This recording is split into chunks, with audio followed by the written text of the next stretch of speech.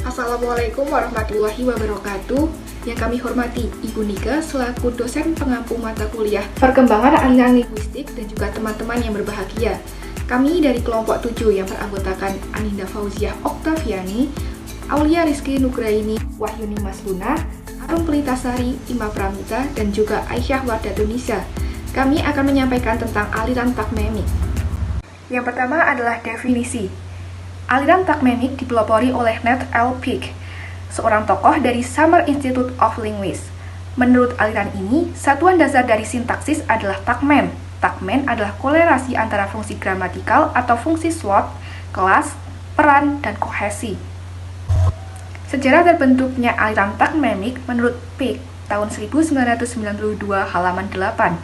Teori takmemik berawal dari sebuah keyakinan yang menyatakan bahwa sikap harus bertanggung jawab dan komitmen. Konsep yang diberikan dalam teori takmemik yang digunakan untuk memahami perilaku manusia, termasuk hakikat berbahasa, dan untuk menemukan struktur perilaku tersebut. Beberapa aliran linguistik yang ada kaitannya dengan aliran takmemik, terutama yang ikut memotivasi lahirnya aliran takmemik, yaitu yang pertama aliran tradisional, aliran struktural, dan aliran transformasi. Tokoh-tokoh aliran takmemik. Secara relatif, teori takmemik kini memang bisa dikatakan masih cukup baru. Kebetulan dan kelengkapannya baru terwujud pada tahun 1977 dengan terbitnya buku Grammatical Analysis, karangan Kenneth L. Pick dan Evelyn Gibbig. Mereka pasangan suami dari University of Texas at Arlington dan sebagai sutradara di Summer Institute of Linguistics. Generasi aliran takmemik. Menurut tokoh Kenneth L. Pick, ada dua generasi pada teori ini, yaitu generasi pertama. Generasi ini sebenarnya belum dapat disebut teori takmemik yang sebenarnya, paling tepat disebut rintisan menuju takmemik. Pada waktu itu, spesifikasi takmemik baru ada dua, yakni slot dan kelas pengisi saja. Dengan demikian, analisis masih agak sederhana. Sebagai misal, klausa kepalan Tyson telah mengenai rahang Sphinx, dianalisis sebagai S.2NP plus P.2 VP plus O.2 NP. Ahli bahasa yang terlihat pada pembuatan pertama ini antara lain B. Elson pada tahun 1962, Pitskett pada tahun 1962, Early Longworth pada tahun 1964, dan W. Acok pada tahun 1969, 1970, dan 1971. Generasi kedua. Pada generasi kedua ini, teori takmemik baru mencapai kesempurnaannya untuk melahirkan buku Grammatical Analysis. Pick, suami istri membutuhkan waktu 10 tahun. Salah satu tempat yang dipakai untuk uji coba adalah Indonesia, yakni di daerah Irian Jaya atau lebih tepatnya di Danau Bira pada tahun 1976. Ciri takmen tidak lagi 2 dimensi, melainkan 4 dimensi, yakni slot, kelas, role, dan cohesion. Ciri aliran takmemik. 1. Setiap struktur terdiri atas takmen-takmen. Takmen adalah bagian dari suatu konstruksi gramatikal yang memiliki 4 macam kelengkapan spesifikasi ciri yang meliputi slot, kelas, peran, dan kohesi. 2. Bersifat universal. Teori takmemik bersifat universal. Keuniversalan atau kesemestaan dalam teori ini bukan saja hanya kemestaan dalam arti berlaku untuk semua bahasa, akan tetapi juga kesemestaan dalam arti dapat berlaku untuk semua bidang kehidupan manusia. 3.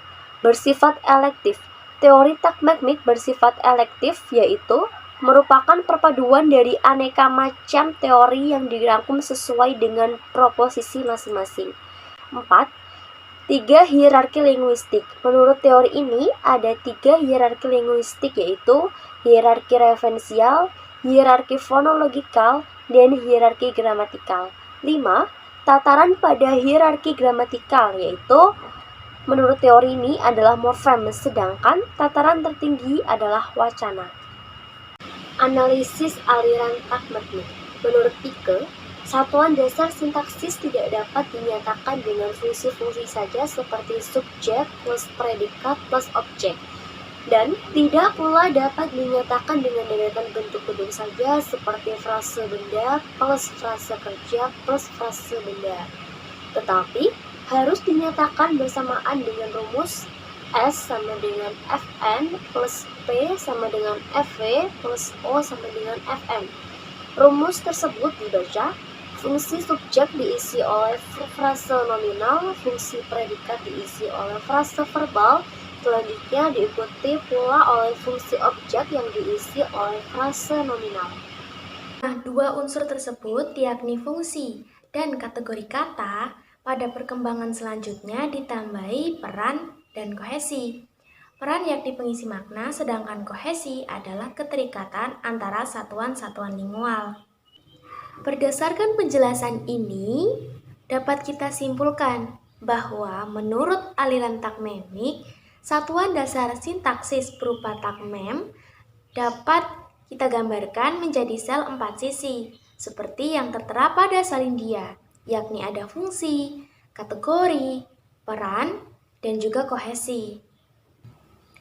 Lalu bagaimana ya cara menganalisis suatu bahasa menggunakan aliran takmemik?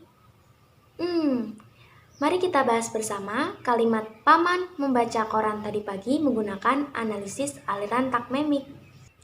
Kata Paman menempati fungsi sebagai subjek, kategori kata ganti, dan peran sebagai pelaku.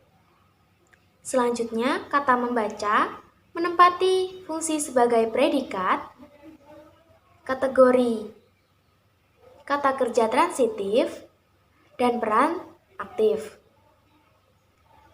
Kata selanjutnya, yakni kata koran, menempati fungsi sebagai objek, kategori kata benda, dan peran sebagai tujuan. Lalu yang terakhir ada frasa tadi pagi, menempati fungsi keterangan, kategori frasa benda, dan peran waktu. Analisis aliran takmemik yang selanjutnya. Berdasarkan teori ini, kalimat Paman membaca koran tadi pagi dapat dianalisis dengan hasil seperti pada gambar. Keterikatan antara satuan-satuan lingual atau kohesi pada analisis di gambar dikosongkan karena bahasa Indonesia bukanlah termasuk jenis bahasa berkasus. Selanjutnya adalah keunggulan aliran takmemik. 1. Aliran ini berwawasan eklektik, yakni merangkul atau merangkum teori-teori sebelumnya. 2. Dengan konsep kesemestaan atau universal, maka bahasa apapun cocok untuk dianalisis dengan teori takmemik. 3. Level-level gramatikalnya sangat lengkap dari morfem hingga wacana. 4. Setiap level selalu dikaitkan dengan posisi level di atas dan di bawahnya dan selalu disertai dengan makna referensialnya. 5. Aliran takmemik menggunakan dua pendekatan sekaligus, yakni pendekatan komunikatif dan pendekatan konstekstual. 6. Tidak adanya batas antara morfologi dan sintaksis, sehingga pembagian bidang analisisnya bersifat fleksibel dan dapat dipakai untuk menganalisis bahasa-bahasa yang bertipe sintetik dan polisintetik. 7. Secara tegas menempatkan status subjek dan predikat pada klausa, bukan pada kalimat, sehingga batas antar klausa dan kalimat sangat nyata. Selanjutnya yang terakhir, 8. Analisis dengan data bahasa antah berantah dan aliran linguistik bahasa hipotetik benar-benar bermanfaat hanya untuk analisis, tidak mempertajam daya analisis, tidak sekedar menghafalkan prosedur dan menghafalkan simpulan. Kelemahan aliran takmemik. 1. Aliran takmemik bersifat eklektik sehingga kurang menggebrak dengan menampilkan kekhasannya. 2. Usia aliran ini terbilang masih muda, sehingga sosialisasinya belum begitu meluas di masyarakat, apalagi di Indonesia dan Eropa. Bahkan beberapa ahli bahasa di Belanda tidak mau mengakui teori takmemik. 3. Dengan tidak adanya batas antara morfologi dan sintaksis, dikhawatirkan terjadinya ketidakaturan pada tata bahasa hierarki, khususnya pada bahasa yang bertipologi aglutinatif. 4. Pernyataan bahwa predikat harus kata kerja dan tidak ada istilah kalimat nominal betul-betul tidak dapat diterima oleh mereka yang menyala, padahal kebanyakan orang Indonesia animasi. 5. Mengaburkan batas antara keterangan tempat dengan adjung dalam klausa bintransitif dan biinstransitif. 6. Analisis menggunakan rumusan singkatan yang sangat memusingkan. Kesimpulan aliran takmemik dipelopori oleh Ken Lee Pike. Menurut aliran ini, satuan dasar dari sintaksis adalah takmem. Takmem adalah korelasi antara fungsi gramatikal atau fungsi slot, kelas, class, peran, role, dan kohesi. Keterkaitan antara satuan-satuan lingual kohesi pada analisis bahasa Indonesia tidak ada karena bahasa Indonesia termasuk jenis bahasa berkasus. Itulah tadi pemaparan materi dari kelompok kami mengenai aliran takmemik. Selanjutnya, bagi teman-teman yang ingin mengajukan pertanyaan, dipersilahkan mengisi chat kolom komentar yang telah disediakan. Sekian presentasi dari kelompok 7, kami undur diri dan memohon maaf sebesar-besarnya apabila ada tutur kata maupun tindakan yang kurang berkenan. Dengan ini, presentasi hari ini saya tutup. Terima kasih atas kehadirannya. Wassalamualaikum warahmatullahi wabarakatuh.